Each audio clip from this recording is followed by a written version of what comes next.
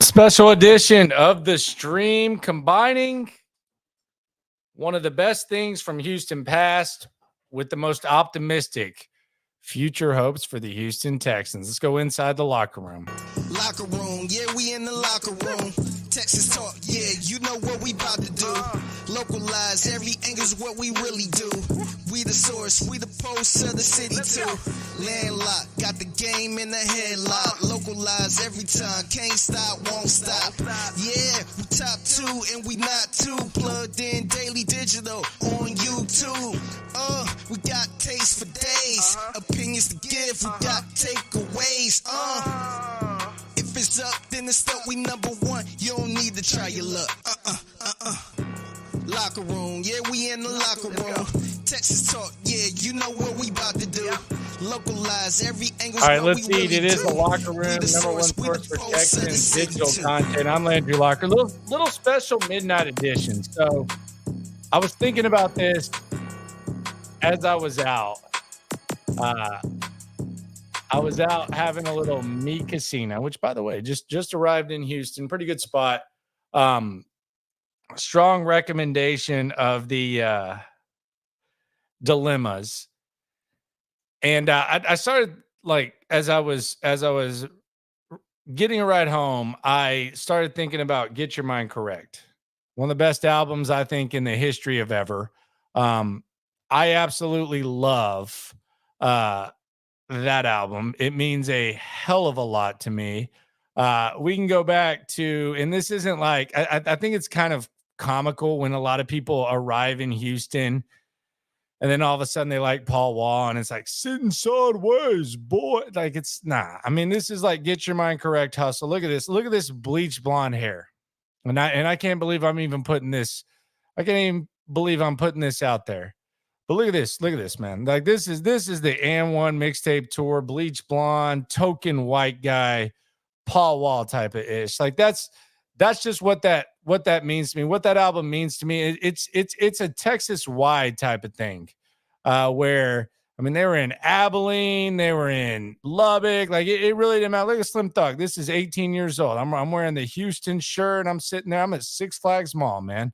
I'm right there across from the ballpark. I'm rocking an Astros shirt, and I'm Slim Thug throwing up the H type of joint. So I thought about this, and I was like, okay, like I want to stream, and I know it's like a slow news day, like a slow news time, but I think it would be fun to just kind of go through, Get Your Mind Correct, and connect it to the Texans. And I was like, well, who the hell can do that with me? Like, Mike Meltzer can't do that. Cody Stoots damn sure can't do that. They were right here in the mix, and they had no idea. So I thought about it, and I was like, okay, I'll talk to my boy Roosh. Roosh Williams in the building right now. How you doing, my friend?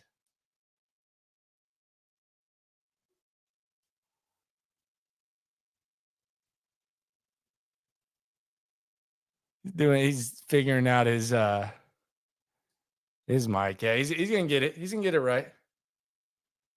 And it'll be good. Can't hear you, my friend. Can't hear you, my friend. He can hear me. I can't hear Roosh. We'll get Roosh Roosh straight. Something's going on with theirs. He'll get it right. He'll get it right. And then we'll go back to him. But my whole point is this. And shout out to all the people in the chat. Demon time, yes, a little late. 10 minutes early to a midnight stream is nasty work for me. No, it's good work for you. Mike M, way to hold it down like bad credit. Don't even know what the hell that means. And then shout out to everyone else. Let's see what's up with Roosh. Roosh, you good? Anyone hearing Roosh? No, sir. Cannot. He'll figure it out. He's the king of the Zoom, bro. He's the king of the Zoom. He'll be straight. It says you here. I got you. I think I got you right here. You got to connect your mic. It says can't unmute their mic. Their mic is not connected. So unplug and then plug in the mic. How about now? There you go, man. There we go. What a legend, dude. Right? You would not think this dude ever did a video with Scarface and all this type of stuff, man. You would have never thought that. I know, right? Coming in here, sound not getting my audio right, but man, what's good, dude? How you living? I'm living good, man. So got in at midnight, been doing the stream. The 610 thing kind of like decently a good thing for me. Been kind of focusing on digital a little bit, like, or at least putting it up. So it's kind of cool. I know you watched the Rockets Summer League. How'd you feel about that? Obviously, Reed Shepherd kind of stole the show from Lil Bronny. Yeah, look, Lil Bronny's having a rough go at it, man. 3 of 14 for Bronny. Reed Shepherd looked real. I mean, look, the Rockets need somebody who can score, who can create for others, who can project to be a star. So far, Alperen Sengun has been, the closest thing to that. Jalen Green has had some flashes, but Reed Shepherd tonight, man, I mean, the handle and the shot look real. He looked like the professor out there. Oh, you're going professor, huh? Okay. Yeah. I kind of feel like that's a little race card because you're just kind of comparing white guys now. Well, he's just a little white guy out there balling, man. Yesterday, on the stream, we had someone compare Anthony Richardson to Jamarcus Russell, and I'm not the biggest Anthony Richardson fan. I was like, man, I don't know what they have in common. There's one thing they have in common. I don't know what the hell else it is besides that. Yeah, I mean, look. It's hard to not play the race card when you're talking about a white guy that can hoop like that, like with that type of game, right? I mean, he has snatchback, he has crossovers, he's got teardrops, he got step backs, he hit a logo 3. Like, come on, man. It was exciting. Yeah, I should have made it to rehearsal, Derek. That's right. That's my fault. I missed sound check. Look, I came straight from Lupe Tortilla tonight. All right, I'm full of fajitas. And I came straight from Mi Casina, so I was drinking dilemmas, and I was like, "Hey, man, let's just go stream," because I've been doing this stream for 2 years now, and I'm averaging over two a day, on top of doing the top radio show and all that. So I've kind of like figured it out a little bit, and I've kind of like I've talked to the Texans and stuff, and they respect what I got going and stuff like that. So I'm kind of just committed to doing streams. And I was like, man, like, should I do one at midnight? I did 2 yesterday, 2 the day before. Should I do it? Yeah. And I was like, I should do it, but I got to be like my corny ass, like, self and try to like connect it to something. Cause Paul Wall's going to hop on. He actually texted me and he was like, man, why aren't you on In the Loop? And I was like, well, man, brother, like you've been gone for a minute. So, loop, blah, blah, blah. And he was like, well, let me know what you're doing and I'll see what's popping. And I was like, okay, I'll get you on. But then as I was driving home, I was like, man, I get your mind correct. Combine it with the Texans, little homage, like all that type of stuff. I think that's kind of a good thing to combine. What did get your mind correct mean to you? Like, because for me, it had like a different kind of connotation. But what did get your mind correct mean to you? Man, I mean, for me, it's a classic. It's like the first local Houston classic for me, right? I think we're born around the same time. You might have a couple years on me. Yeah, 03. Yeah. It dropped in 02. No, 84. Yeah, 84. That's what I'm saying. Okay. Like, yeah. Yeah. So I was born, I'm 5 years younger than you, 89. So for me, this was like middle school, high school, like, oh my God, blew my mind, right? Chamillionaire and Paul rapping about their money was something I'd never heard like rappers really talking about the way that they did it, right? Like just packing metaphor after metaphor, talking about screens falling and all these different things, right? And it just embodied Houston hip hop. Sports references were crazy too, bro. I mean, just like talking about like balling, a fastball from Greg Maddux. Yes. Throwed like a pitch. Like, man, just hearing Chamillionaire talk about how, like, his money, right? I'm in love with my money. Cooper, like, I don't know. It's something I've never heard from other regions or like states or cities the way that they did it, right? Yeah. So it's just unique for that reason. Like Chamillionaire and Paul talking about how much they love money and just like the types of cars they're pulling up in. Some of my favorite raps, period.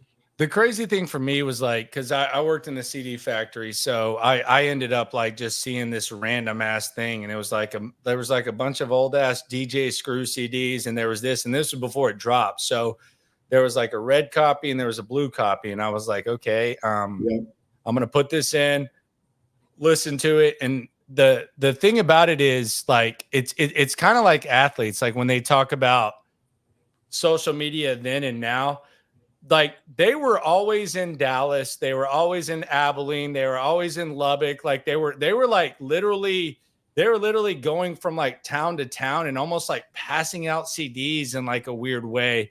And I almost wonder, does that build character, or would Get Your Mind Correct have been even bigger if it would have like dropped now? Because I think if it would have dropped now, it would have been a Houston thing, but I actually think it's a state thing. And I think a lot of like Houston folks like say, it's all Houston. And I don't necessarily disagree, but I mean, you listen to like even like Mixtape Messiah when Chamillionaire was pissed off. He's shouting out every state. He's like A&I out in Cleveland, Eminem out in Tyler. Like he's shouting out like all the small states. It's interesting though, right? Because like, I think you're right. Because the way that they were hustling, they were probably hitting like clubs and, selling CDs out of the trunk, like old school.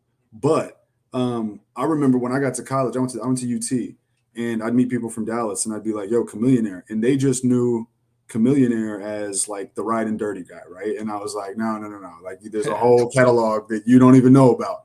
Paul Wall was the sitting sideways guy. And it was like, nah, there's this whole... and the other thing, to answer your question about what it meant to me, man, they had such a chemistry. Like, they had everyone. Obviously, when they split, right, it was like a sad thing. People were like, "Damn!" Like, real sad. You're gonna see Paul and Cam together again. They had such a chemistry, and finding that chemistry on the record, and like the songs coming together, all the songs having like a clear vision. Like sometimes, on the other day, Cam is singing the hook and Paul is just rapping. And then you'll have, My Money Gets Jealous, where it's just Chamillionaire. Like it just all flows in, and they traded off of each other so dope. To me, they're one of the dopest duos ever. It's one of the dopest duo albums of all time. Like, and I guess all that. They reunited. I remember when I was in college and I was watching when they performed "Still Tippin'," and that wasn't them. Obviously, it was Slim and Mike Jones and Paul Wall.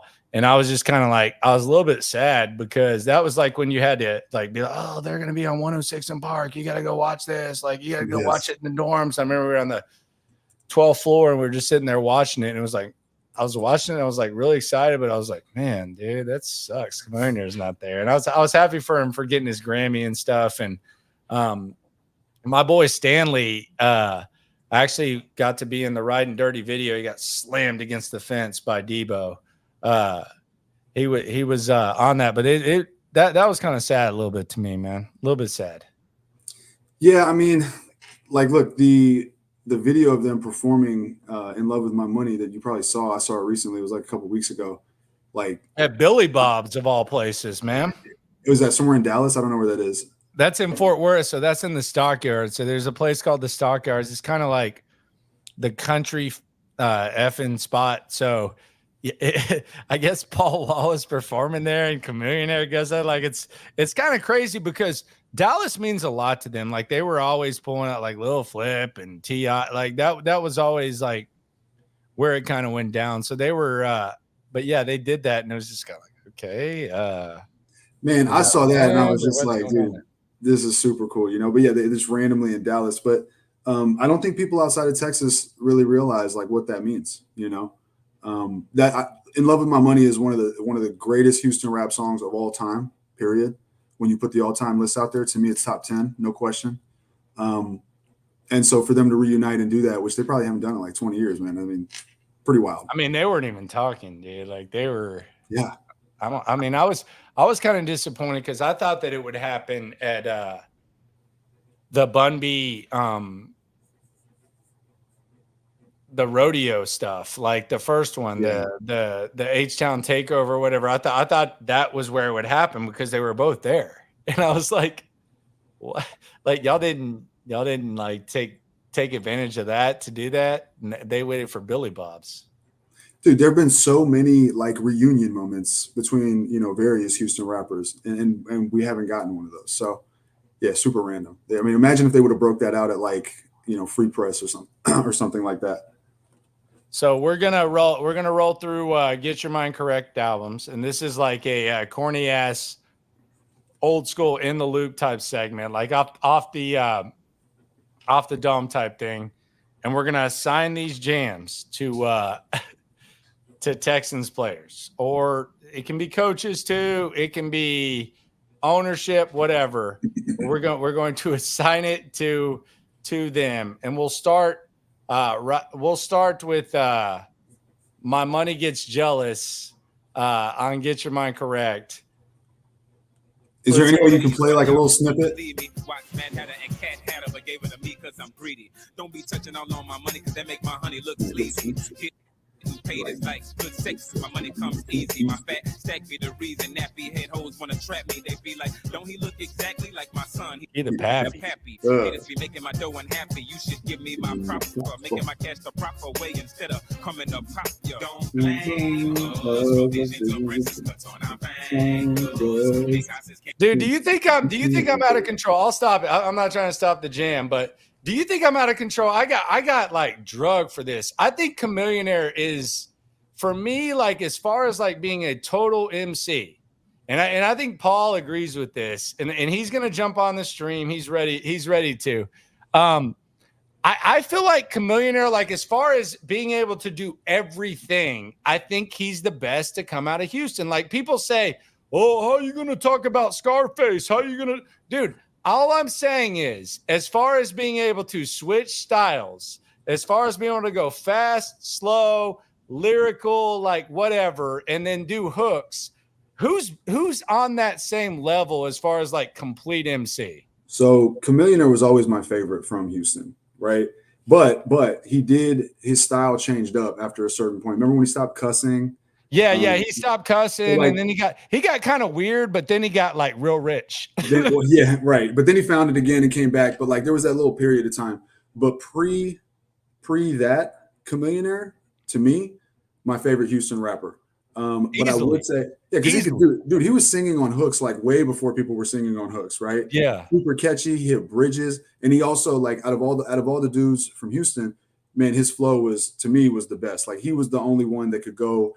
Especially fast, back then, slow, like yeah. Well, especially back then, he was one of the only ones that could go rap with the East Coast rappers. Or he could go H-Town, like flex, like he could do it all.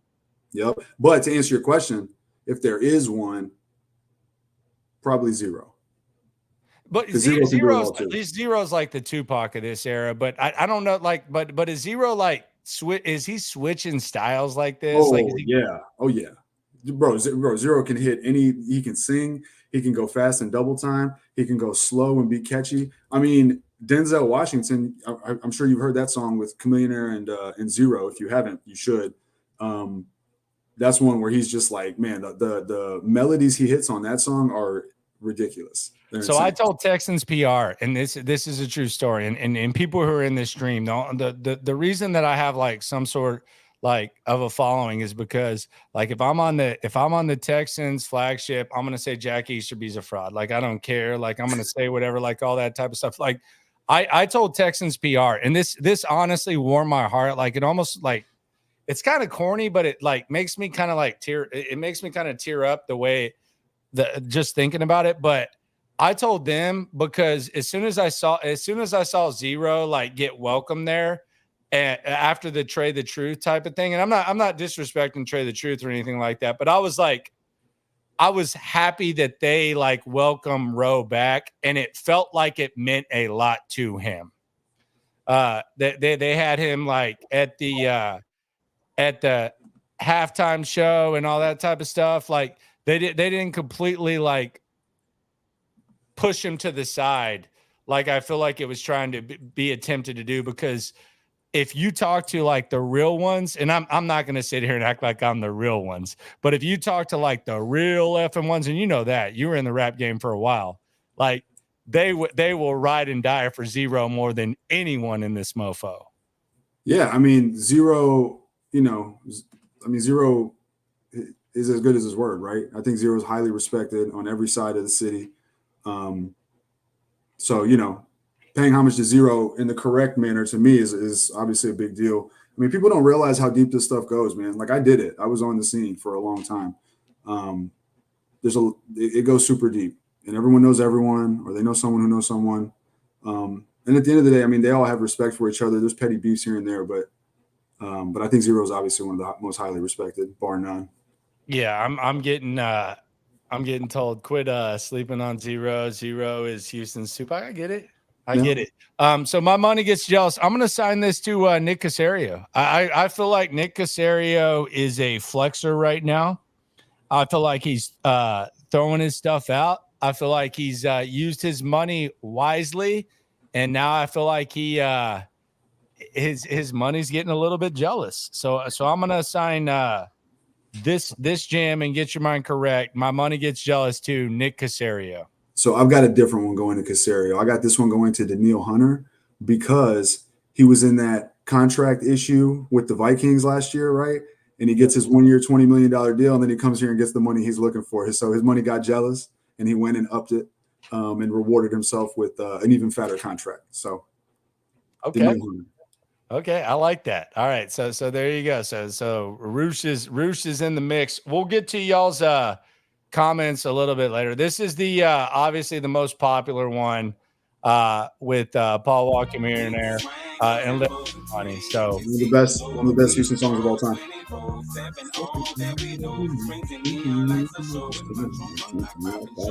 Chameleon controlled this though. Let's be honest, man. You know, but this is one of the best verses I've ever heard Paul spit. Remember, everyone was always. I mean, at least in my high school, everyone was like, "Oh, Chamillionaire wrote it for Paul." Like, you know, this one. Yeah, but he delivered it. Like Snoop wrote it for Dre too, but Dre delivered it. Oh, yeah, Paul smashed it.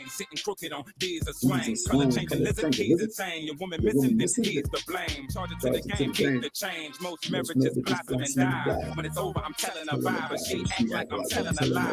When you're falling in love with a she, I'd rather be dubbed than a G. Could you see me in the car that rhymes with rent me and starts with a B? Could you see your Bentley parked in a crooked spot of your hood? Candy coat on top of the hood and my fist on top of the wood, sparkling good. Say you ain't after my change, I don't believe ya. If a skeezer ask me to feed her with my visa, then I'ma leave her. Cooper don't want ya, Cooper don't need ya.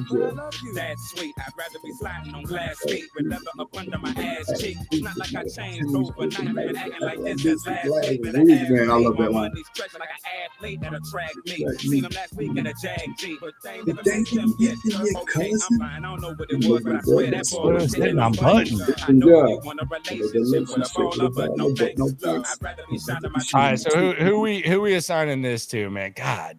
So and we can just alternate on these. You start one, I'll start one. So I'll start with this one. I'm going with Tunsil. Tunsil loves his money. That's who I have. Let's be honest. Like, come on, this is easy. Like, it's easy. Yeah. Like he's protecting his money. He's when the money's like about to come, he's gonna sit out. Highest paid left tackle. He's gonna do it. Like, this is easy. Highest paid left tackle. In love with my money, he's the king.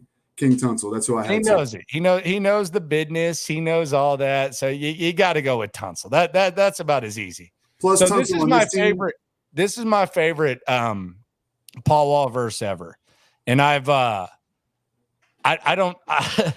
don't even know where to go with this, but I just love this thing, and I want y'all to listen to the like just the way they hand it off to each other, like with the natural humility. This is honestly one of my 5 favorite songs of all time. I'm not just saying that. Like this is You talking In Love with My Money? No. Thinking Toad. Okay. Thinking Toad is one of my 5 favorite, like just as far as just like metaphors and everything. In Love with My Money's cool, but this is like it's fun. And Paul Wall gets the lead off, man. Yeah, I'm thinking about putting 20s on a can. The intro is legendary too. Yeah, I'm thinking I'm 730. Picking up more hoes than a WNBA I'm draft. thinking about buying my own Astrodome. The new Hawk Dome. I'm thinking about putting my face on $100 Yeah. bills. I'm thinking, what the fuck do this boy got up in his suite? Cause I'm zero tolerance. I'm not even tripping like that. See, like just like all those lines where they talk about that kind of stuff, man. Like that they really took that from the culture and put it like at the forefront of bars. You know. There you go. Hit it. peekaboo. My mouth is a picture show. Ice glow from the tip to the lip below. I'm thinking 3 carats on every tooth. TV's falling so heavy, left a dent in my roof. To tell you the truth, Chamillionaire is better than me. His flip-flop shines a little bit wetter than me. But it don't matter, we're both on the same team. I'm thinking though that I know we think the same thing. I chopped the block like circumcision. Looking at my chain too hard to hurt your vision. Stepping into my garage should be worth admission. I got deep dishes just like if I worked in the kitchen. I'm thinking paint that change every time you blink. My rims are 23, so they old enough to drink. I don't like dinosaurs or Jurassic Park, but the rim sure look Jurassic when I park. Where I live resembles an enormous mall. I got green like the lettuce that a farmer haul. Paint shine like I waxed it with armor all. I'm thinking golf cart with alarm installed. Trunk turning flips. People think I teach gymnastics. I'm throwed like a fastball from Greg Maddox. I'm thinking Louis Vuitton on some Reebok classics, cause my money stretched kind of similar to elastic. I'm gold. And then listen to this humility from Chamillionaire, because this is going to be my Texans connection. Okay. Because Paul Wall said, to tell you the truth, Chamillionaire is cool.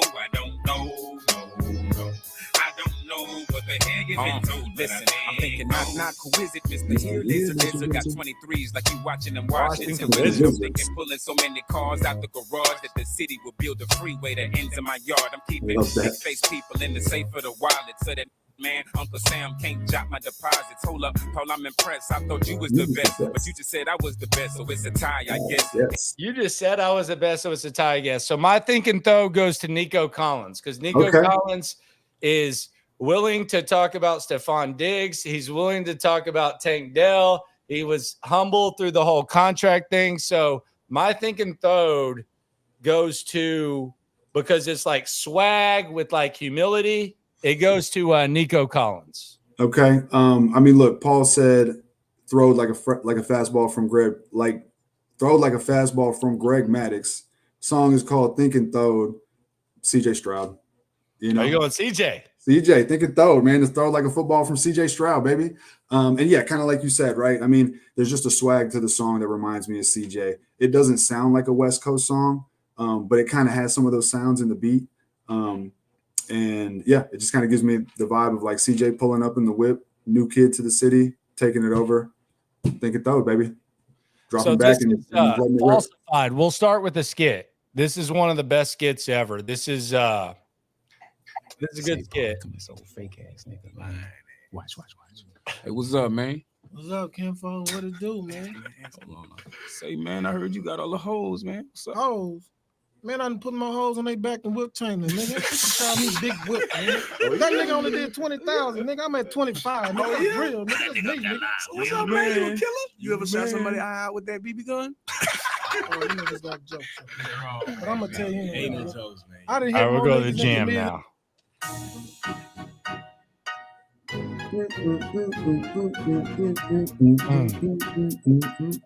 This is an easy one for me. For me, this is the easiest one. I would not be surprised if we both had pick the same person. Man, in the beat. Actually, I think my boy Bruce Takara produced this song. These beats from back in the day, man, they just had this different sound, dude. They were more authentic, and they were like so raw, man. Like you just like grinding them out. Well, they were actually playing some instruments, man. It wasn't just like completely, like drums mattered. Man. The quality of the beat mattered. The sounds were dope. And also just the way that, like, man, they created a language too with this album, like falsifying, like calling these boys fronting like they moving blocks, like big boot slangers on swingers, cruising drops. Can't stand niggas rapping like they use them blocks. You ain't no ball hog. You ain't shooting them shots. Niggas claim to have stripes like a referee, but you ain't calling those shots. Nigga, technically, this ain't a game. This is life. The only text you'll see is not fouls, just guns that reset your T-I-M-E. Some niggas fake it till they make it. They tell lies, then they wish that they could erase it. Face it, there ain't no facts in none of your statements. You ain't wearing guns like it's a fashion statement. I know you gon' hate this. Talking to you, miss a smile when they with ya, and when you leave, they dish ya. See, niggas gon' try to wish ya don't get richer. I'll snap with no Kodak and hope you get the picture. Now let's keep it real. Are you really a vulture that'll make a nigga As stiff as a picture on a poster, tell the truth. If a hater get up and approach you, would you make that nigga wish he stay seated like a sofa? Most of them, but let me say a large percent of these keeping it real niggas is fraudulent. I know you thought you had your boy convinced, but you fake, you phony, you know the rest. If you ain't never been behind bars percentage in time, you fake, you phony, you falsify. If you ain't killed nobody, but in your songs they die, you fake, you phony, you All kills this shit you though. ain't a hustler on your grind, but you claim to move high. You fake, Yeah, man, bro, they played off each other just never have, never did, never will be real. One of a Wrong, you kind type lying, stuff. you're falsifying. Calling your bluff. A lot of rappers claim to be tough. You about as tough as toilet tissue full of that brown stuff. Your commode is about to erupt. You think you're hot dogging, but Think you hot dogging, but your ketchup Tomorrow is you're stuck. catching up. The rims cost more than the truck. Claim you a baller, Like, but come you on, always bro. want to borrow a buck. My worst rap is better than your best song. Y'all boys is faker than lead press songs. Rapping hard, but the streets know you lie about drama. When your dog died, you went home and cried to your mama. You get devoured in this game like a wildebeest. With your Come on, white Paul, gold it's sad. chain and your That's sad. silver piece. Sad when that happens. Don't make So- me laugh. It's laugh when you rap, but in real life, you catching the cab. I seen you at the club with that fine dick you was hugging. I'll tell you who I that got was for your this gal, one. but it's That's really really your cousin. You fake, you phony, you exaggerating. If you You a and Mac, Mac, why you always home, huh? All right. Kenyon Where are we Green. going with where are we going with falsified? Kenyon Green. Ooh wee! That should be obvious, right? Ooh wee! That should be obvious. So Who you're you going picking? Kenyon. I'm going Buffalo Bills. I'm going Buffalo Bills fans. I know this is kind of like an outside the box type thing, but I think that I think it's kind of weird the way that Stephon Diggs gets talked about. And I'm not even like, I don't know what he's gonna be. You traded back, like if this were the NBA, and this is gonna be my first question, Roosh, for Casario next week at camp. Okay. When I'm there, it's gonna be like, brother, like when you traded with the Minnesota Vikings and you traded the second round pick, like you knew what you're going to do with that second round pick, right? So it's basically like a three-way trade where you traded back 19 spots. The Vikings got the second, they sent the second, or you got the second, and then you sent it to the Bills and they got Stephon Diggs. I feel like the way that the Bills fans are talking about Stephon Diggs is kind of weird. Like they're making it seem like he ruined their squad. Like he might have dropped a pass, but y'all missed a field goal and y'all are in the same situation, like going toe to toe with the Chiefs. So I'm going to give this to the damn Bills. To the Bills. Okay. Well, I didn't know we could give it to the Bills, but that's a nice You can twist. go crazy, man. You can go crazy. You know, I picked Kenyon Green because he just has not been up to par so far, and he has not looked the part. He might get cut. Yeah, right. First round pick, who just might not pan out at all. He might get cut. I agree with you though, man, about Stephon Diggs. Like it's weird. I hope that they're just being dramatic because it's never good when a fan base kind of like unites in talking about someone that way. You know what I mean? So I don't know. Yeah, but I feel like, and I don't even, it's kind of weird because I would try to localize it because I always try to localize it, but I feel like there was like a small portion of people that were saying, hey, it's good that you traded Nuke for David Johnson because Deshaun's going to go off or whatever. But the Bills fans, it almost feels like they're trying to justify it, but also they cut a lot of fools. Like, so it was kind of a little bit different. Like they cut a lot of folks. Yeah. I mean, I also, if he does have actual like character or locker room type concerns, I don't know, but he's not necessarily going to be the top dog, right? Like Tank Dell's going to get the ball. Nico Collins is going to get the ball. Dalton Schultz is going to get the ball. So like, is he cool with that? Who are you taking first in fantasy? Like if you're thinking about like fantasy with the Texans, who are you taking first? I'm taking Diggs, bro. I feel like Diggs is going to be the best dig. Maybe I'm being biased. I feel like Tank is going to eat. I feel like everybody feels that way, man. You know what I'm saying? Like the other guys are going to be covered. I feel like Nico is going to get, going to be more covered this season, and I feel like Tank is just going to slip through in the slot, or I think they're going to have to man up on Tank, and he's going to burn dudes. So yeah, the Tank thing is interesting because the consensus seems to be that it's going to be Tank. Like it felt like that, not the consensus, but like the majority but I don't know if that's just because I'm in Houston or what.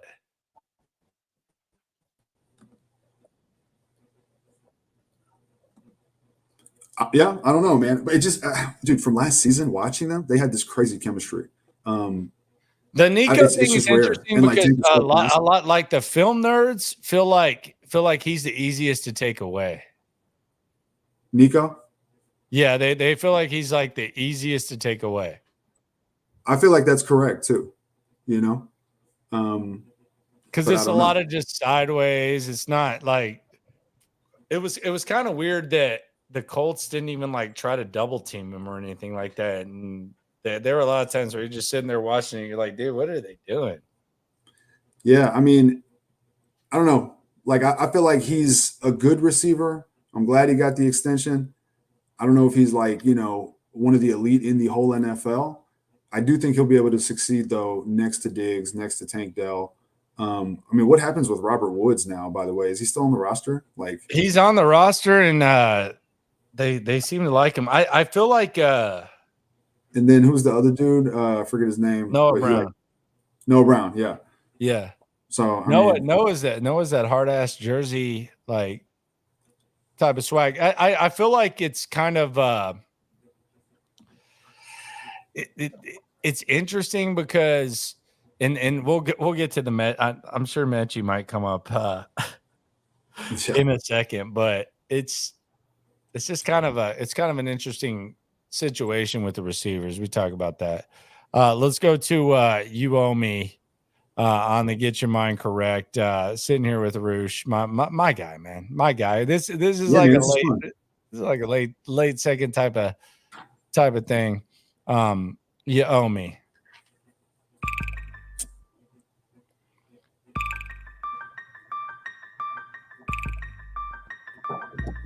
You owe me, but you act like you don't know me. Next time I see you, you better have something for me. You better show me every single dime, cause when I see you, it's payback time. Give me what's mine. You owe me, but you act like you don't know me. Next time I see you, you better have something for me. You better show me every single dime, cause when I see you, it's payback time. Give me what's mine. My stock's missing. Assume that I'm not tripping. The clock's ticking. There's no overtime, and I'm not pipping. That means that I'm not kidding. Ain't hide and go seek, cause you ain't gonna hide while I go seek my money all week. They say that I'm like Debo when it's payback time. Anything that shine, I'll grab it and I'll say that's mine. Give me that before I really act ignorant. The landlord, I've come to collect and get your rent. Don't miss a cent. Pay later, don't think about it. Niggas that old try to sneak and never think they spot it. The walking bank teller, tell a nigga make a deposit. Say he ain't got it cause his wallet he left home and forgot it. What? You owe me. All right, who you going with here? So we used to go 10:30 every night. Gonna go different times during the season, and we'll figure that out. But you owe me. So I'm going with. I got two. I'm going on this one. I'm going with Nico Collins because Nico went out there, he balled, and he got his extension. He wanted his money. He was like, "Y'all owe me," and the Texans paid up. So Nico Collins finally having the breakout season, securing his bag. So I'm going more proactive. I'm going with Harris and Stingley.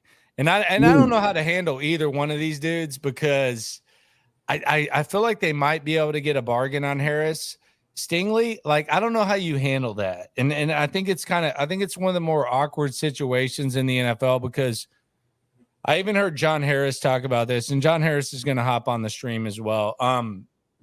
He was talking about how, Stingley goes out there, he's healthy because he's due, blah, blah, blah. And I was like, oh, God, because he's due. Like, what does that mean? Like, you're due to be healthy for the first time in over half a decade. Like, I don't even know what that means. Like, I almost feel like you almost benefit if someone is that injury prone because you're going to get him like at a bargain. But my thing is this, like, if Stingley goes out there and has like a badass year, let's pretend that he has like a Revis Island type of badass year. Do you pay him based on 1 year and just completely ignore the previous 5? I don't know. I mean, I feel like he's looking at it that way. And I feel like Christian Harris is trying to get an early extension too. If you feel like you have enough medical, evidence or analysis or whatever to have like a real belief that his body's going to hold up and that the money will be worth it, then maybe you do it. But otherwise, that's not something I would want to gamble on, man. I love Stingley. I think he had a great season when he came back, but like, dude, he's the man, bro. Like when he's on the field, he's the man. Like that's the problem is though, like he's going to be eligible for the extension. You gotta let him keep playing, man. Like, right. Like there's no, and I don't think there's any way that you're down on him because he's a badass. Like I don't even hold the Stingley over Sauce thing against them, you know, but I don't, even if he has a badass year, like, what do you say? Like that doesn't exclude the previous 5. Yeah. I mean, I guess we're going to find out like how attached Nick Caserio is to that pick, right? Maybe he'll have some like emotional attachment and want to retain the investment at all costs. I don't know. But look, he's a baller on the field. It's just a matter. Oh, he's the man. He's God. Like he's the dude. And like it's just not a even matter of whether or not it's insane. Yeah, just a matter of whether or not he can actually stay on the damn field. You know, I don't know. Dude, them LSU dudes are different, man. Like that. Yeah. Have you watched Receiver yet? I have not. So, dude, did you watch Quarterback? Yes, Quarterback was dope. Dude, Receiver's better. Really? So, who do they focus on? So it's Kittle, Debo, Jefferson, Amon-Ra St. Brown, and Devontae Adams. Okay. Interesting. And it's really legit. And the only reason I bring that up is because Jefferson and like Chase, like if you hear them talk, like it's kind of like Jefferson's a nerd, bro. Like if you look at him with his family, like he even like says when he goes to the field and he has like the gold teeth and like the chains on, like it's way different from his normal personality. And and then you see like Jamar Chase is kind of like he has, but all Louisiana dudes, like if you ever like hang around Louisiana folks, like those Bayou boys are different, man. But even the ones that are like flashy and even the ones that are different, like they have that same type of presence. You know what I mean? Like Chase and Jefferson and like Stingley. Like Stingley's quiet, man. He's the worst interview. Like I've talked to Texans PR and they've been like, "Hey, do you want Stingley?" I mean, not really. I mean, like it's not really a good interview and it's awkward for him and stuff. So like you want to give me Cashman and stuff, like that's kind of like the type of thing. Like but they all have like when they're actually at their best, like they have that same type of swag. And that's what Stingley has without even like really expressing it. But the Chase and the Jamar Chase is a different breed though. Yeah. I mean, look, I know the type you're talking about, right? It's like a quiet confidence. It's like Tony Soprano used to say, you know, whatever happened to the strong, quiet type. Yeah. You know what I'm saying? So it's some kind of on that level. But I mean, but those are the killers though. You know? Killers. Dude, all them Louisiana cats are killers. Christian Harris is the nuttiest mofo. So I talked about this you owe me, and this was always my favorite thing with Christian Harris is so he went to college on LSU's campus or high school. He went to high school on LSU's campus. Okay. And how does that happen? Like a badass corner, running back, wide receiver, like everything except the position he plays right now. Okay. This fool decided on LSU's campus, bro, like in BR, this fool decided to go to Alabama. He goes to Alabama. He starts his first game as a freshman at linebacker for Nick Saban. Never played linebacker. Started there, played for Nick Saban for 3 years at linebacker, comes to the Texans, and this is literally his 6th year ever as a linebacker. Wow. That's crazy. Complete freak. He must be athletic as shit. Complete freak, dude. Christian Harris, when we drafted him, man, it was someone I had an eye on, you know. And I think like last season, he finally had a breakout type season and kind of, you know, showed his worth. So, I mean, man, look, it's very cliche, but if you draft SEC cats on the defensive end, good things seem to happen, right? And it seems to be Nick Casario's type. All right, next one on the Get Your Mind Correct. So we got the You Owe Me the other day. Yeah, I love this one. This is Paul Wall's like heart. He's just pouring his heart Pouring out. it out with Chamillionaire gliding. I'm not the type that likes to think about the time I was broken. Reminisce how everybody thought my rhyme was a joke. I played it fair while competitors were buying their votes, but that's life. I ain't crying, I cope. They talking about I owe them something, but they the ones holding me back. They the same people bringing me down. That's why every time I hop up on the mic, it ain't no holding me back. Watch, I'll show y'all the meaning of clown. Until I'm under the ground, they gon' disrespect and slander my name. It takes more than a strong mind to handle the fame. I walk a narrow path in this broad, scandalous game. If you ain't got no umbrella, don't stand in the rain. It gets deep. Boys losing their life cause of they rapping. Get jacked, lose their car cause of they capping. A lot of cats exaggerating things that they lacking, but I'm real, baby. Ain't no acting to be on. When I'm ballin'. All right, who you giving this one to? I'm giving this one to Tank Dell. Tank Dell is who I'm giving this to.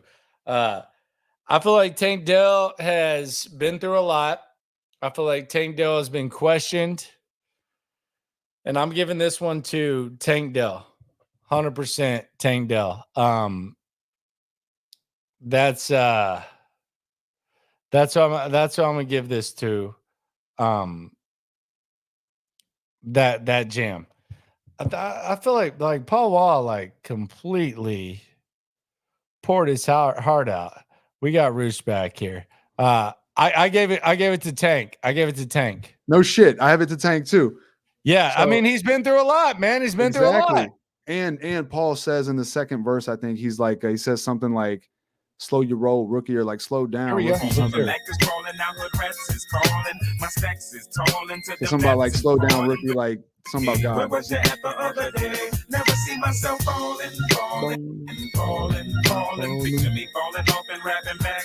Starving with no neck. So who does host better than Chamillionaire? Who does better? Who does what better? You think Zero does better hook? Zero would be the only one. But yeah. You think Zero does better hooks than Chamillionaire? I think so. Hell no. Hell no. Just as good. Just as good. Hell no. There must have been some kind of large mistake because I've been stuck out like a broken down garage gate. I paid dues while they charged me hate. One thing I learned is no matter what, nobody can dodge their fate. Don't try to rush life like yards at Florida State. Slow down, rookie, take your time. God ain't late. Do your chores, don't go to war with a rake. I'm trying to soar to be great. Right, that's so he's a rookie. Looking for wealth. You know, boys losing his life because of this rapping. Like, obviously he got shot. You know, it's just a bounce back song, right? I got the whole world under my belt. Seems only times when I'm ballin'. Man, look, picking between Chamillionaire and Zero on hooks is tough. They both do them differently. I just feel like when Zero hits like that super baritone and then he like flips it back and goes high. I mean, so those are some of those. So you think, yeah, but Chamillionaire can like switch up hooks, bro. Yeah, like I mean, look, I'm not putting Chamillionaire's hooks down at all. Zero's hooks are always kind of like a little bit the same. But like Chamillionaire's can like showing big time of love when you see me around. But please don't stare at us. I'm in Zero love with my money. Trying to catch me riding dirty. Like he can do everything. Zero can too, though. Zero has some crazy range with some of those hooks. But I would never disrespect Zero. I'm very happy that he's back in good graces with the Texans. I'm trying to think. There's some crazy Zero hooks, but there's some crazy Chamillionaire hooks. You know, no, but Zero is like Tupac, bro. But like Chamillionaire is kind of weird because he was so divisive. Like it was kind of weird. Like he was so inclusive, and then he was so divisive, and then now it's like it was like a weird like thing, you know. Well, I feel like he was the first one from that, you know, kind of group of dudes that all hit at the same time. He was the first one that went super that crossed mainstream. Like Riding Dirty crossed mainstream. You know, he was getting monetized on like, and he did it like being an car asshole commercials. and being like against what was popular. When you say being an asshole, what do you mean? He was admitted, like, I mean, dude, he put out like a 3-hour album basically just talking crap about Mike Jones and like all that. Like, it was very divisive. Like, it was very and I'm not saying it was wrong, but it was just kind of asshole-ish, and it was just kind of, well, he had beef with weird. Mike, he had beef with Paul, right? Like, there was, but he also had vision. Like, I don't know that Roe had vision, man. I feel like Roe just wanted to do music. Like, if Roe would have had like Chamillionaire's vision, then he could have, like, the sky's the limit. But when it comes to having like the business side of things tied up, Chamillionaire was probably ahead of all of them with like Slim Thug. They all know that, right? That's what I'm saying. They all know that. And yeah, all right. I mean, and he proved it, right?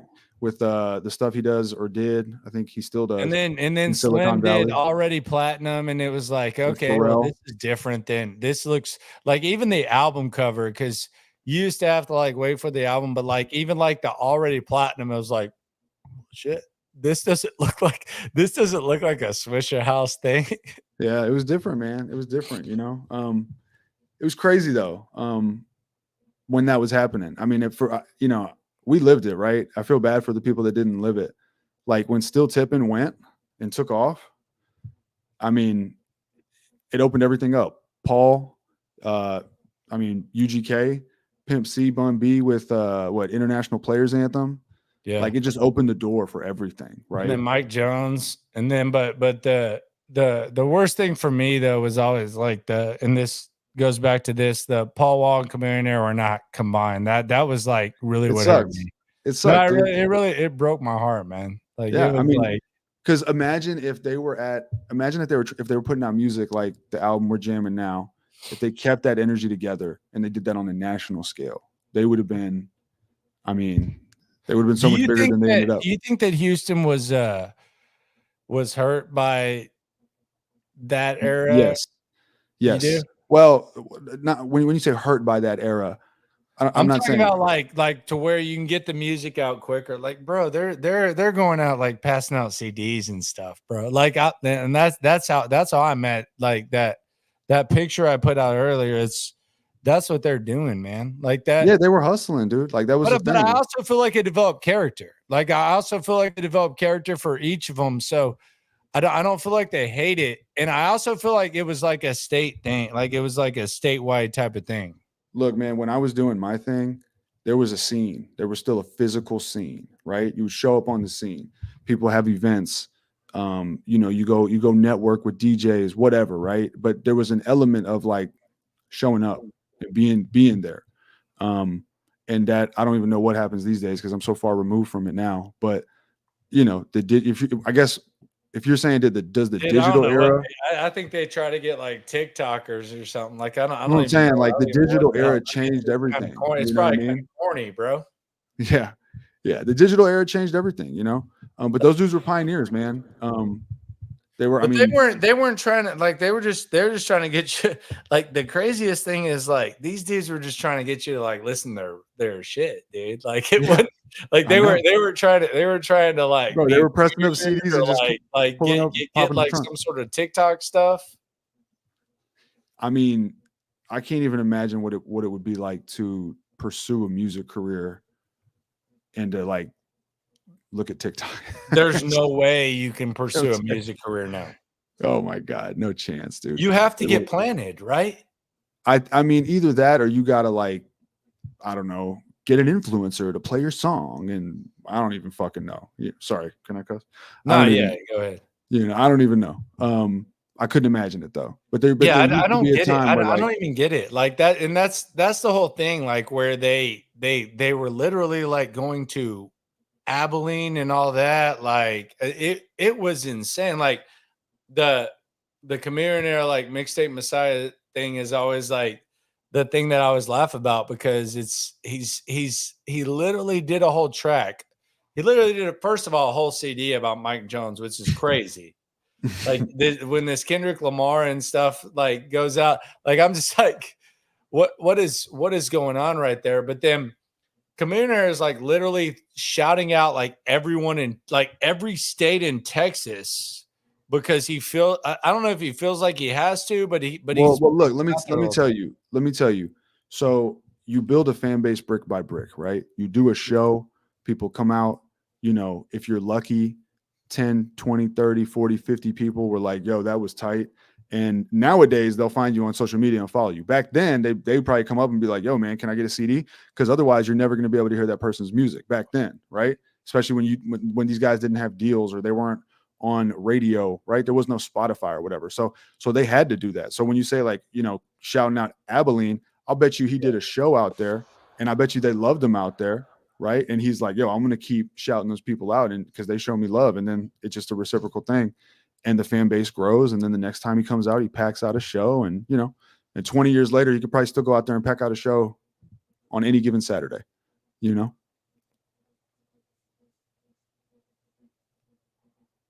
It's insane, man. So just to reset, people just coming through. So normally I have the 10:30 stream. We're usually a couple hundo deep doing our thing. But how would you assess the Reed Shepherd performance? I don't even say, like the Bronny James, like what are we doing? Like it's kind of weird how people are like, you know what it is. Like it's kind of, yeah, he wasn't good. Like we know that. Super weird. I actually feel bad for him.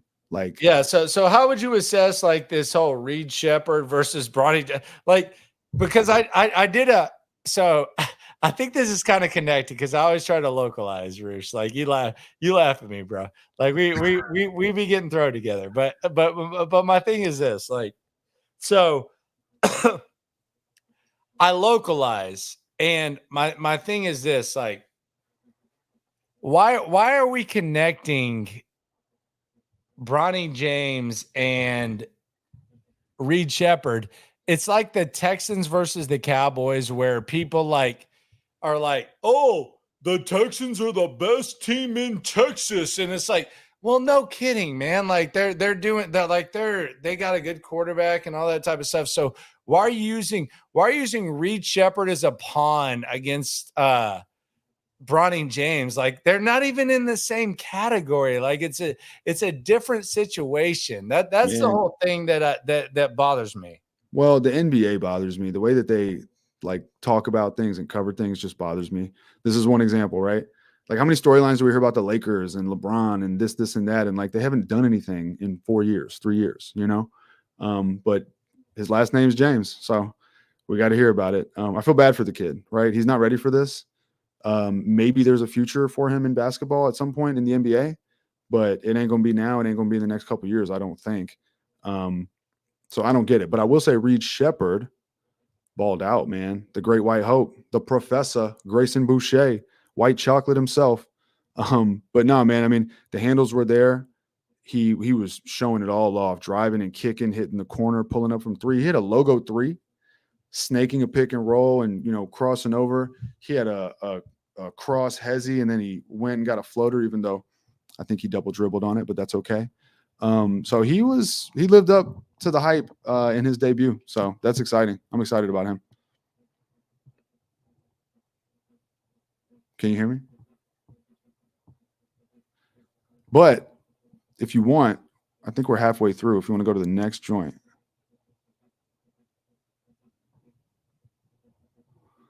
But either way, I mean, you know, the Rockets have a long way to go.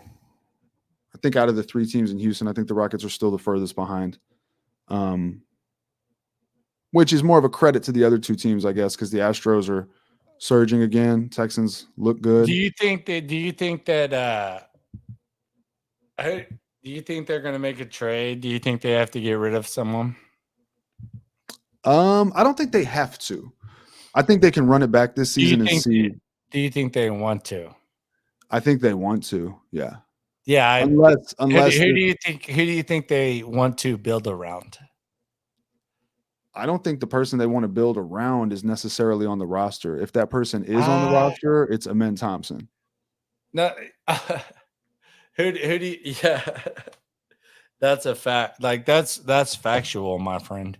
Like that's the funniest thing. Like that is like I feel like the whole dialogue with this whole ish is it's kind of corny because people are talking like, and it's kind of weird. Like, do you feel like, man, like you consider yourself a millennial?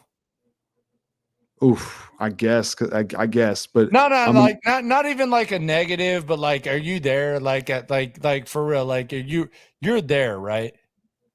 I'm an elder millennial, so I'm caught like somewhere on the web between millennial and Gen X, but Yeah, much closer, so we're closer to millennials, right, bro? Yeah, yeah. Like, but it's kind of hilarious because like the whole the whole thing is like the next generation is like, and I feel like I'm getting like OG weirdo, man. Like, No, you're just getting old, dude. That's what happens, right? We're just like, but I don't think so, man. Like, I want to support y'all. Like, it's just kind of weird when y'all are doing weird stuff. You know what I'm y'all? saying? Me? No. I mean, you're with me, man. Like, Right. but like, y'all No, are. I think I know what you're getting. Y'all are jocking athletes. Like, what are y'all doing? Like, do y'all like a retweet? Like, for real, like a retweet? Like, that's crazy, man. Like, you still don't even like. You don't even. You have no will or anything. It's pathetic. Yeah, man. Look, I'm active on Rockets Twitter, as you know, and you know. Yeah, no, you've gotten criticized, and I get it, but like, I think a lot of your stuff is like, and like, dude, you can. I'm not trying to. I'm not trying to hate. I'm not trying to hate or like say anything, but this is me. So you know what I do. Yeah. If I'm on the Texans flagship, I will talk about executives. I will talk about whoever. You got to keep it real. Yeah, right? You got to be honest. So I feel like you, like, with how you handled stuff, you have credibility because you obviously know effing ball like that. So that's the most important thing, because I think there's a lot of people that have been in sports that have made way more money than you ever even thought about making, don't know ball. Yep. So that's number one. Number one is Roosh knows ball. So Roosh knows basketball. We can establish that, right? Yes. So that's established. Okay. You might disagree with his opinions, but he knows basketball 100%. So we can agree with that. Okay. Yep.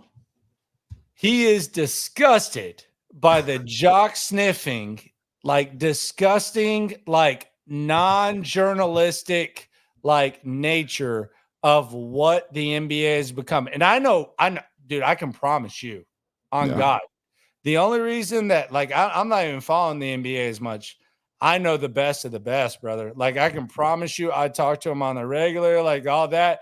They do their thing, and I don't even try to like intrude in it. Like, they do their thing, and I promise you that I know the best of the best when it comes to the NBA. So if this guy were not even like credible when it comes to like saying about that, he would not be talking to me right now. I can promise you that. He wouldn't be my friend. Like, it would be like whatever. So like, as far as like knowing ball and like knowing like what it is, that's what that is. So I know, like, I know my people, brother. Like, I know that. There's a big resume of that. I know that. Yeah, for sure, man. I mean, no disagreement from me. So Roosh is disgusted by all you D writers and all you nerds that just sit there and like defend everything about everything. Yep. So he's not trying to be overly objective. He's just trying to be somewhat objective. And he maybe overdoes it like a little bit, like maybe not, but he does his thing. And I mean, look, a little skepticism is okay. It's healthy. No, right? It's healthy. Dude, skepticism. Robert Wernsman, Texas Tech, Mass Comm, best professor ever. and talk to him from when he died, like the best dude ever. His main thing, like the first day of the class, was skepticism. Like skepticism is what you need. Like you need skepticism. Yeah. So if you're not like functioning with skepticism, that's on you. So imagine if Texans fans had no skepticism about Jack Easterby, right? Remember, there were fans that were like, "Oh, why you always whining about Jack Easterby?" It's like, what do you mean, man? And brother, then it I turns went out, to a lunch with him, and I went in, and I was on the Texans flagship, brother. Like I was sitting there talking crap. Like you have to have some sort of credibility. Like, and sometimes you like get proved wrong. Like sometimes, like you talk to someone and like all that. Like it's okay to be wrong, dude. You know what? Like my main mentor, and this is like the whole thing. Like Roosh talks to Jalen Green or whatever, and it's like, yeah, like this is the worst thing. And then Jalen Green goes on this thing, and like Roosh's like credibility is run. Dude, this is a Texas Radio Hall of Famer. This is one of my biggest mentors ever. His name is Randy Galloway. He covered the Southwest Conference. He covered the Dallas Cowboys. You know what he said when Jerry Jones came in and fired Tom Landry? He said, football is dead in Dallas. Wow. They won 3 Super Bowls, brother. Like it's not like that, man. Like it's really not, you know. It's actually kind of embarrassing that you have to deal with that. People have gotten married to this idea of, oh, you're wrong. Receipts. Like, oh, what? This you? Question mark. Dude, the receipts. Yeah, I'm wrong. I wanted Bryce Young. I wanted Bryce Young. Yeah, right. Like, dude, I'm wrong about Bryce a lot. or bust.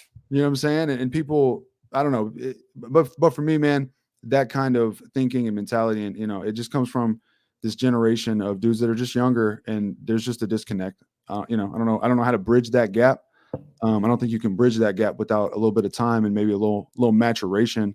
But just is what it is, man. Like I talk ball. I mean, even when I was younger, even when we were younger, like you would see moves that your team makes, and you're like, man, what the fuck? What is this? What are they doing? And you're skeptical of it. It wasn't about like, oh, I gotta rep my team no matter what they do through every single thing and be super head in the sand, like, you know what I mean? So that's just never been my style. So I don't give a damn personally. Yeah, it's kind of wild, man. Like it's just I mean, weird. Just as well as anyone, like, you build relationships when you're doing this kind of thing. And I would never say anything without a relationship being built as a foundation on whatever I'm talking about. But if you're wrong, you're wrong. Like that, like being wrong is not the end. Like who's ever always been right? Like it's no one. That's the thing I don't get about it. Like, oh, Jalen Green's on this thing. Okay. Well, I kind of feel like they're building around a man, dude. Like I don't know. I mean, look, I'll just say this, and then if you want, we'll get back to this, to the track list. But Jalen Green's a restricted free agent this summer. So is Alperen Şengün. There's a financial reason to not extend Alperen Şengün. Open up a little more cap space, do some maneuvers, whatever, because he was a mid first round pick, right? So his cap hold, if they don't extend him, his cap hold for the next year of the salary cap would be much lower than whatever the number is that they would give him for an extension. Jalen Green's cap hold is basically the same number as whatever that extension number would be. So they have a financial reason to not extend Şengün. They don't have a financial reason to not extend Jalen Green, and they're not extending him. So that's interesting to me. We'll see. Yeah, I mean, the bottom line is ball, bro. Like that's kind of weird to just like dismiss that. It's weird, like people love to talk, but it's like, dude, people don't follow me for no reason. They don't just follow me because just to do it. Like my whole thing was good ball talk. I was this is funny. So I I started doing the show in, what was it, 16, 17, well, like who gives a damn? But people would come up to me, and this was like in like 2021 and 2022. And it's like I had the streaming stuff, and it was like, you're so negative. What the hell? Like, thank you. Like, what the hell am I supposed to say? Like that team sucked. Like what? I mean, God, like the David Coley Texans, like someone would come up to me in the parking lot and they'd be like, it was always like an old, like nerdy ass, like dude. But they'd be like, you're so negative. What in the hell do you want me to say, my friend? Like, thank you. Come on. We got Davis Mills under center, dude. We got David Coley as the head coach. What are we talking about? Let's give us some game over, bro. All right. Let's get on this. Game over. Is it playing? Let me see.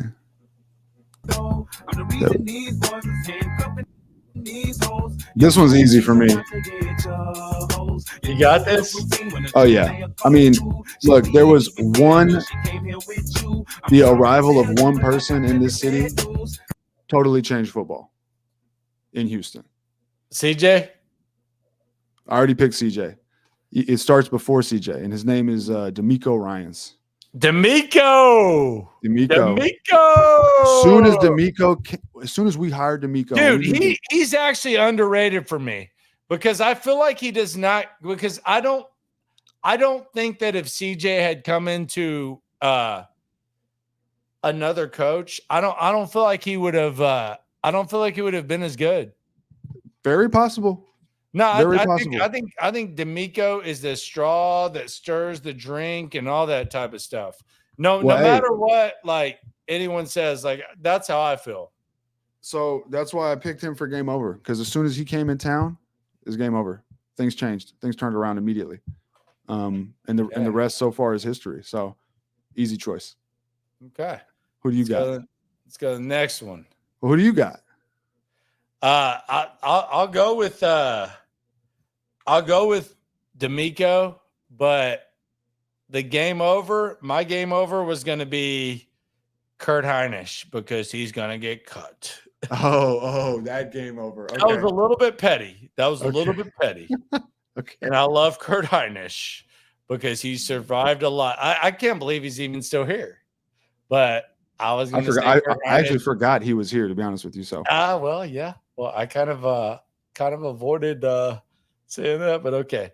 All right, want to get. Here you go. I'm a hustler, ladies. I love this fucking song. So dude, I heard this. Suspicious behavior. I'm ready to call your captain saver to come save you, bro. You're not in danger, cause I'm not a stranger. I just came for one night to entertain you. Came to your crib, I know it'd be a shame to waste this evening trying to be a complainer. Yeah, if you want to know, 20 inches of phone, try to turn me on. Be friends, man. Dude, wait for I love it when he's like, if you want we want to drop it or not.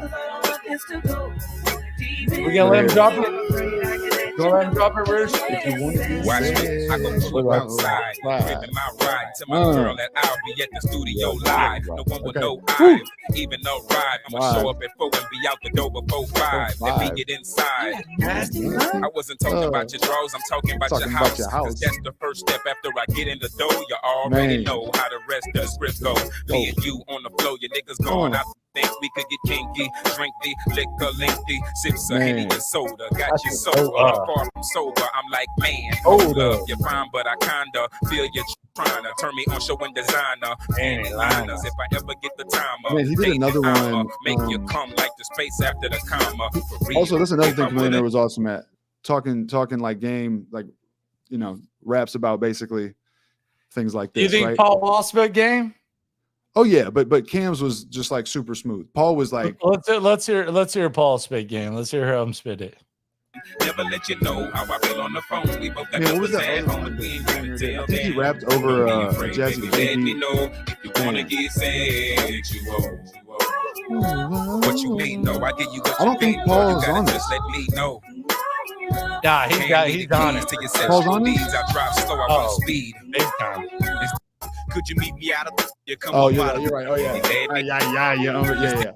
Hand me the keys to your sexual needs. I drive slow, I won't speed.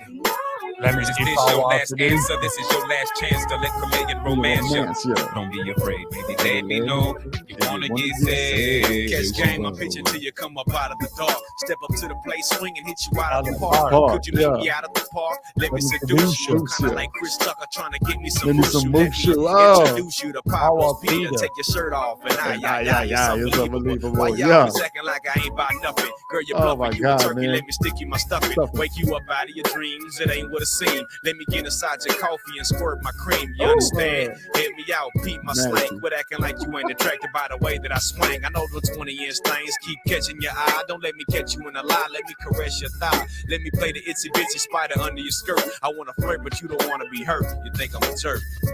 Ooh, Man. All right, want to get who we going with? I'm All right. going with. I'll start this off. I'm going with CJ Stroud, man. What's up, Amber CJ Rose? Stroud. Okay, What's up, why? Amber Rose? Man, he never got asked about that. Amber Rose, man. Oh, You giving Amber Rose? You giving Amber Rose a ride? Not acting like anything's wrong with that, but that's I can where see I'm it. going. I could see it. I was going a little more conceptual, metaphorical. I'm thinking collapsing the pocket, spin move, putting pressure up the middle, if you feel me, and then delivering sack, which I think is the theme of that song. So I'm going Will Anderson. Off Okay, the edge, up the middle, delivering sack. I think Will Anderson's going to be a effing monster this year. I think he is going to be I think he's going to be a all-pro. I think he's going to be 14 sacks, like forced fumbles, all that. I just don't the whole thing, like, and I got like some sort of criticism about this with which I thought was weird. From who? Fans? I mean, like it's not like a straw man, but I feel like there was a legit argument, and I'm not making this up, but there was a legit argument about CJ or Will at 2. And that was what brought them together to where they said, we got to get both of these hoes. Because I feel like there was a very, very, very, very strong side that wanted Will Anderson to build this thing. And then there was another side that said you needed CJ Stroud. And I feel like D'Amico Ryans and Nick Caserio were like Will Anderson, and Hannah McNair and Cal McNair, or maybe just Hannah McNair, was like, we need a franchise quarterback. And so I think that was probably the discussion. And then they said, hey, fuck it, let's go do both of those things. Well, the other thing is, like, this is what's funny, and this is why I think it's funny the way that people talk about the trades. Like, you've been to Vegas, right? Yeah. So, like, if you go into Vegas and you have an extra, like, let's say you get in and they say, hey, hello, sir, you're a lucky whatever customer, we're gonna give you 1,000 extra chips at the table, blah blah blah. So you can go, like, play in the casino. Like, that's what the Deshaun Watson stuff was. Like, it was kind of funny, like, when people were talking about the Will Anderson trade and they were like comparing it to the Julio Jones trade and stuff. And it was like, brother, like, they had like so many extra chips. Like, it wasn't right. It wasn't like they were doing that normal. Like, I've gotten to know Nick Caserio enough, and like the way that he like F's with us and like the station, like, and like where he is, like he's not functioning the same way. If he doesn't have 3 extra first round picks, he's not trading up for Will Anderson. Like, right. Shut the hell up about that. Like, comparing that, like, that's corny. I agree. It's like, and look, we judge these things. It's really whack, man. We judge these things ultimately by how they end up. You know what I mean? So, like, if Will Anderson continues to look like the stud that he's looked like, and if CJ Stroud is, like this franchise altering quarterback, man, years from now, I mean, immediately in the short term, and then also in the long term, it's going to be looked at as a stroke of genius. And if either of those dudes didn't pan out or don't pan out, but they look at him as like a franchise type of guy, and like CJ's CJ's different. Like CJ's just that dude too. But like, it's like, dude, they wouldn't have done that. Like, if they didn't have, like, are you telling me that if the Texans didn't have the 2 extra first round picks from the Deshaun trade, they would have traded up for Will Anderson? Like, what in the hell are y'all talking about? Like, Totally worth it to me. That's kind of corny, man. I Like, also think it's stupid how people quibble over like, well, you know, they traded that for Will Anderson because CJ was the number 2 pick, but it's like they obviously had to make the trade so that Tennessee wouldn't take CJ or whatever. Like, you know? me and my dog Roosh are walking into we're walking into Planet Hollywood or something like that. Okay. We have our bankroll or whatever, and as soon as we're going in, they say, okay, you have $2,000 on the blackjack table. Are you playing the same like blackjack like with that? It's kind of weird, like, because the other thing that I think is funny, and this is gonna be my first question with Casaria, and I've already said this before, but like, it's like you're obviously more aggressive when you have more chips. I mean, like, it's not hard to figure out. Yeah, I mean, and look, sometimes it pays to be aggressive and proactive, right? And sometimes you get burned if you sit around and you're passive. By the way, before I forget, I would like to retroactively change. I want to get respectfully, kindly, politely, Hannah McNair. I'll give that to Hannah McNair. Oh, I love Hannah, man. She loves me. Oh, does she? No, she does. That's awesome. No, Yeah, she's she seems cool. I mean, she likes I to don't know her at all, talk a but- lot of crap. I know Lopez is kind of trying to be weird about them, but like, and completely ignore what he said about Bob, which was disgusting. Someone sent me that when Bob was at his lowest point. It's just absolute disgust. But yeah, Hannah's what that is, man. She's cool, man. She talks trash. I mean, it seems like ever since she came into the fray, things have started turning around. So you're talking about want to get sexual, bro. That's kind of that's not. No, that's not. I didn't say that. You said that. I mean, that's what that said, bro. Okay. Baller talk. Here we go, man. This is sick though, bro. This is like the intro of this is like, oh my god, this is like vintage Paul Walker. Like, this dude, is the beat, like, you know, they think I'm a drug dealer. I'm dealing lots. I'm playing with more. Oh man, I love this. Is the one where Paul talks about how many keys he's got twice. Got more keys than a janitor, crawling low like tarantula. Just classic, jam, like, bro. Bro, they coined like those types of lines. So My jam, they made bro. them popular. My jam, bro. Oh yeah, classic.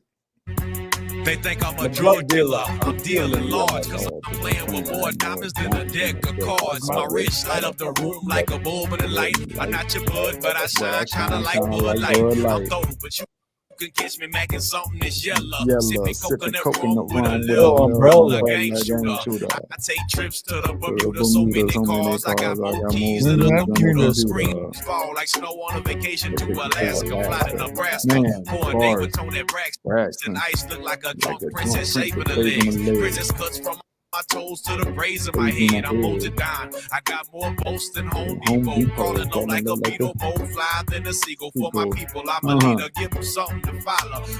My roll is showtime, but this ain't the Apollo. Oh,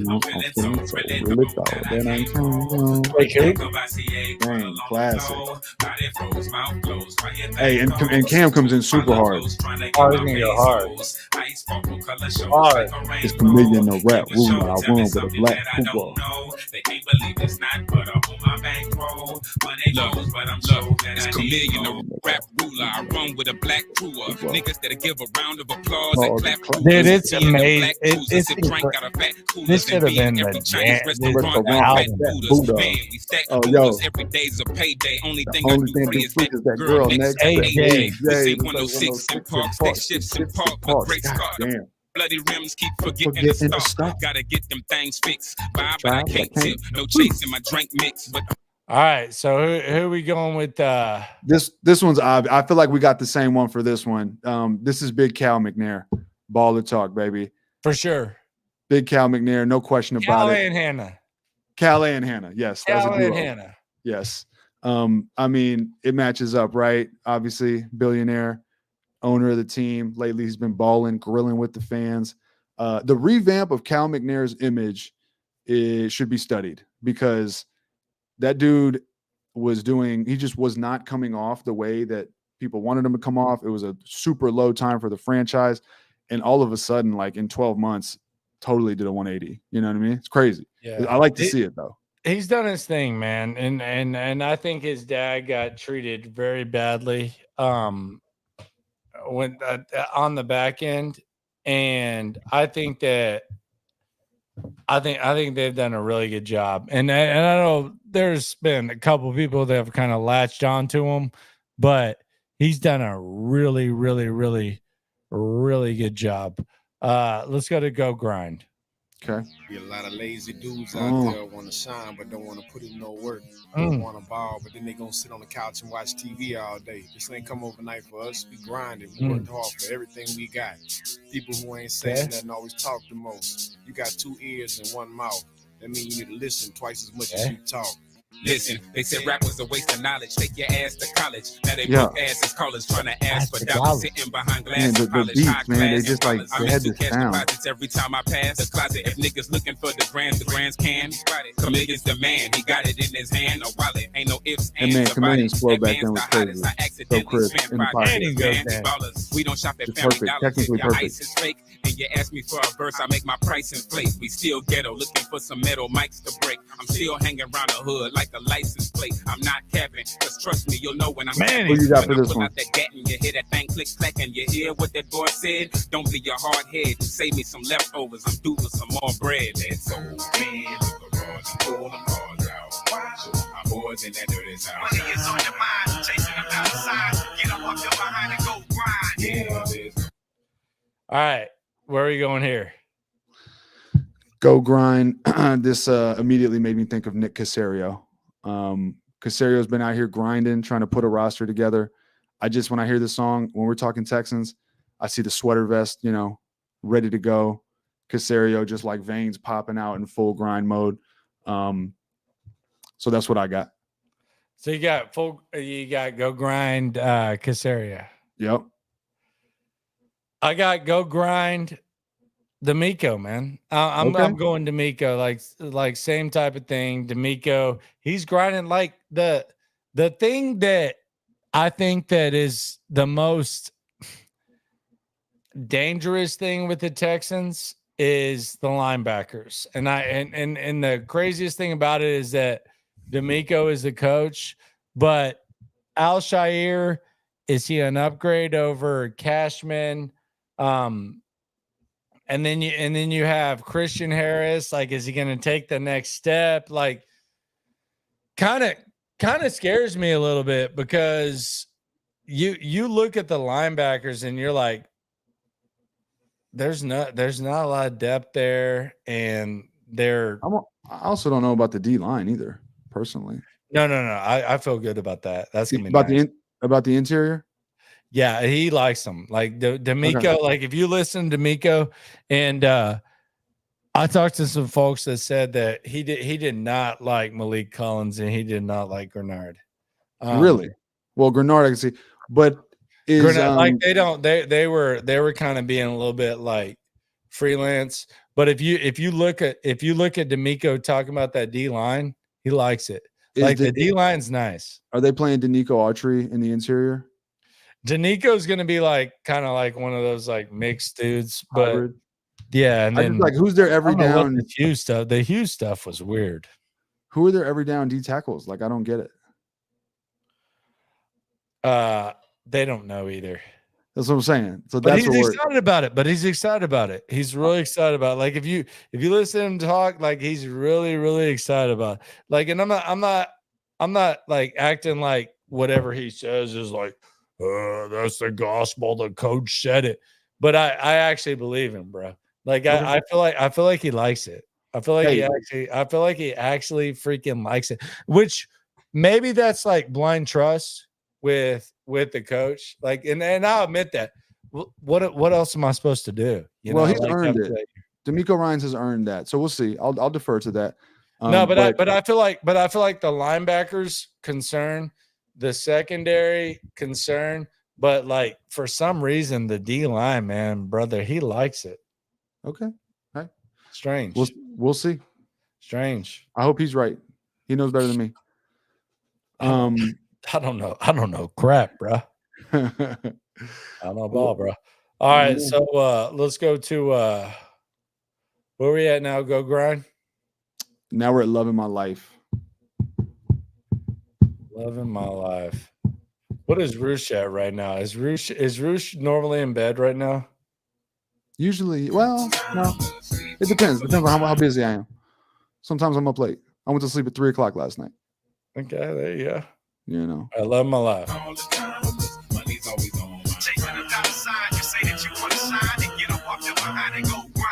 They say nothing.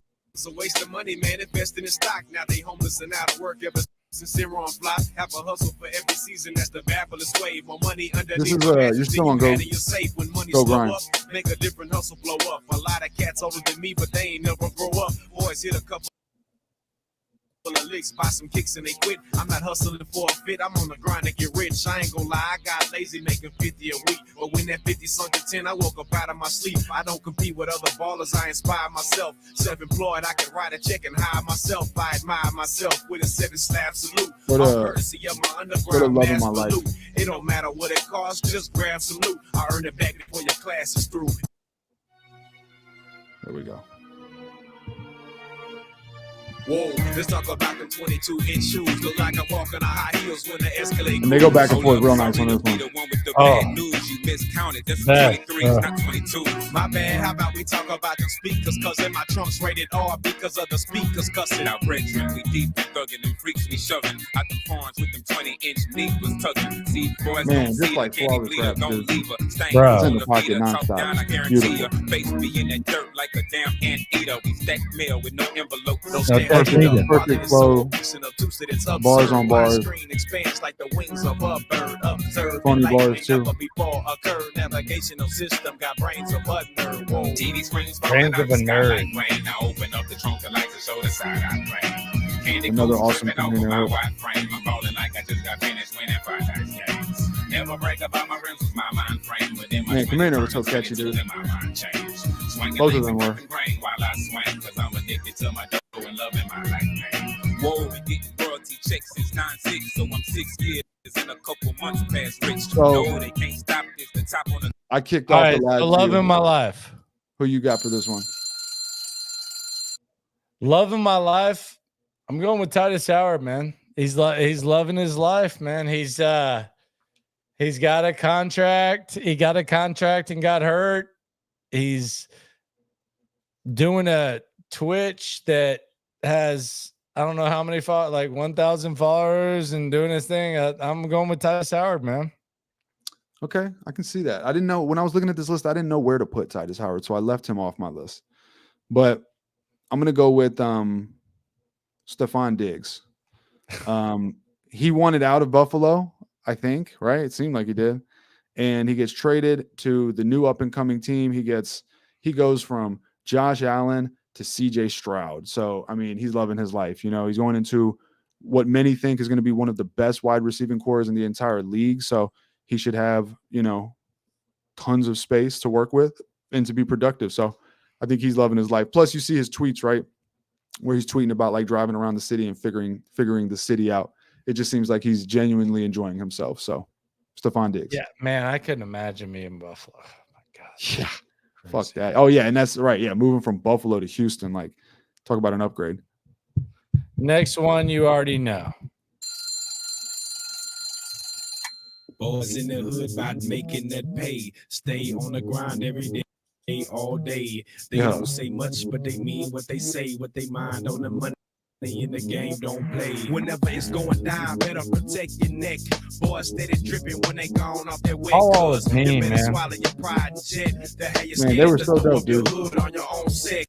Cause I'm talking about them boys running from cops. They don't Just run the their mouth, combo they of too like busy their running they voices, block. You better their be fast, delivery, thinking the you can run wacky from shit a they Glock. said, Snap and how like on point their flow was with the beats. Like there's nothing like it. There's just nothing. There's nothing that sounds like that. So Paul Wall, you already know. You already- what are you going with? Yeah, you already know. I'm going Dalton Schultz. You already know what you're getting with Dalton Schultz. He resigns. You know, not going to be like the best tight end in the league, but a pretty solid pass catching tight end. He's going to come through every now and then for you and make really big plays. So you already know what you're getting with Dalton Schultz. So I'm going with John Weeks. oh, good pick. My guy. Steady, He's steady. being Good weird pick. right now. Like he's gonna come on, but he's being kind of corny right now.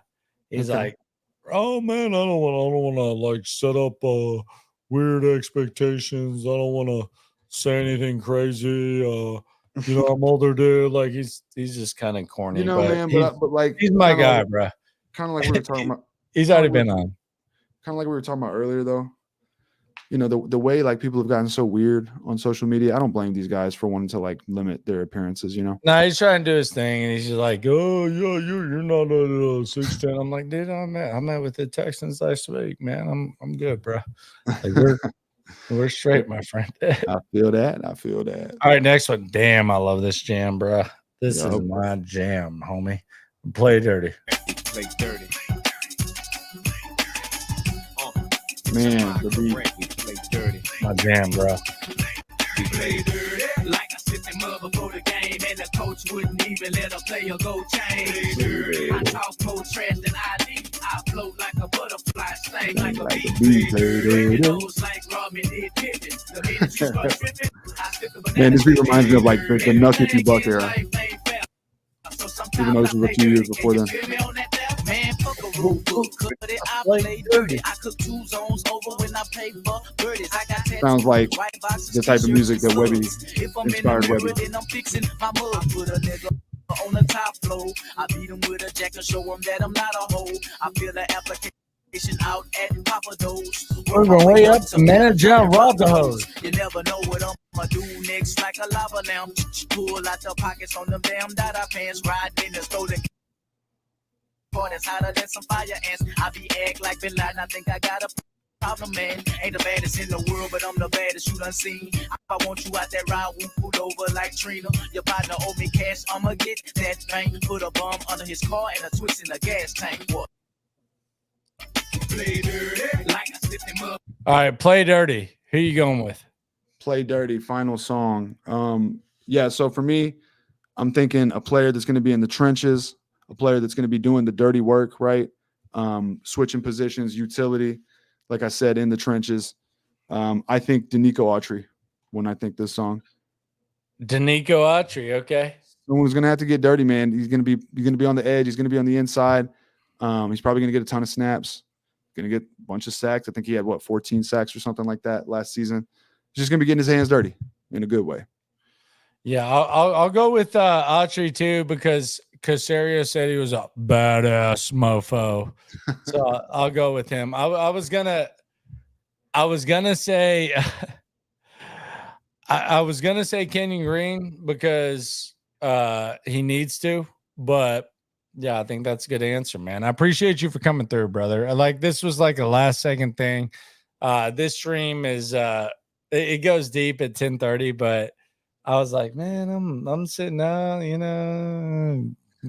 man. Thanks for having me, dude. Let's do it again sometime. I mean, like I said, brother, we need to do this. We need to do this like weekly when the season starts. Season's about to start. We'll get it, bro. I would love to do that. Hit me up. We'll make it happen. I appreciate you, homie.